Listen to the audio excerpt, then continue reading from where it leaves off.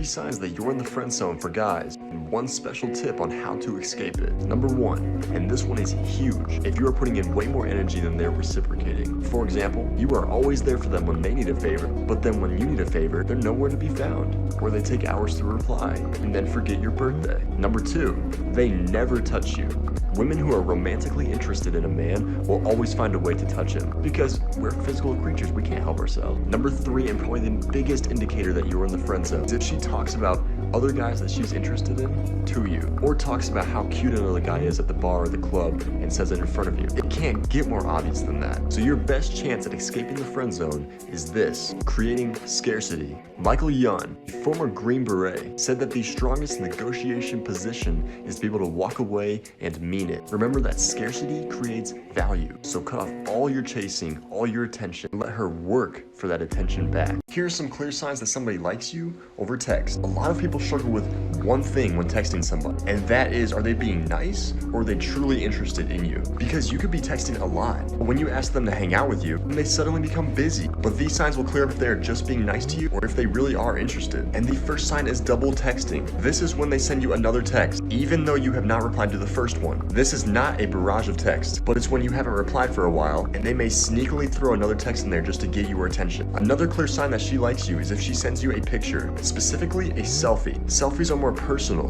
It's her in the moment. Girls don't go around just sending anyone their pictures. So if she does, then make sure to compliment her or tease her in a slight way to get the flirting going. The final clear sign that she likes you over text is if she spells words in cute ways. Short messages don't necessarily mean they're not interested, because if they're putting extra vowels on that word, for example, hey with a lot of Y's or a lot of E's, then it most likely means she is trying to get your attention. First date tips that increase your chances at getting a second one. Avoid movies. First date is basically an advertisement of you. At the end of the day, she won't know a thing about you. Plus, bonding and connecting happens through deep conversation, which you can't have when you're staring at a screen. On your first date, don't be too extravagant. All that's telling them is they probably don't get this a lot, that you're way more into them than they are into you, that you're probably overcompensating for something. Go to multiple different places. It's been studied that taking them to multiple different places on the first date makes it feel like you have known each other for longer, which means they feel more connected and comfortable with you. For example, start somewhere small like with coffee to get that conversation going. Then from coffee, go to dinner. And don't be cheap, don't take them to McDonald's,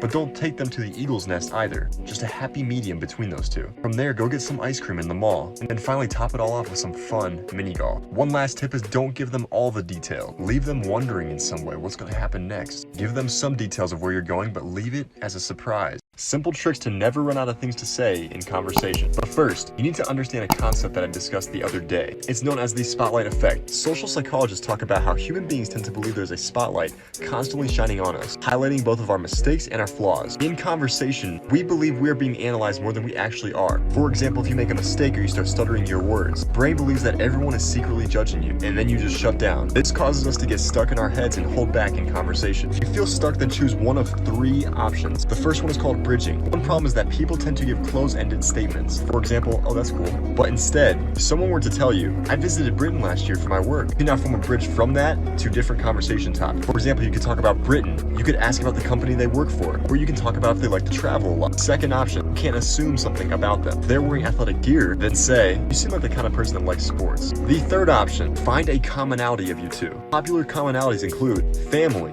movies, paranormal activity. Here's my secret to make the conversation more irresistible over text. Before we talk about what to do, first let's talk about what not to do. Interview-like conversation. Where'd you go to school? What's your major? What's your favorite color? Because that comes off more as an interrogation rather than conversation. And if they feel like they're being interrogated, then they're going to associate talking to you with pain, which drives them away. Also, if it takes them a while to get back to you, do not double text because it makes you look way too needy. Now, instead of questions, cold read and assume. This is the root of all deep conversation. Also, assuming rather than asking questions will make you look higher value in conversation. Instead of, where are you from? Say, you're not from around here, are you?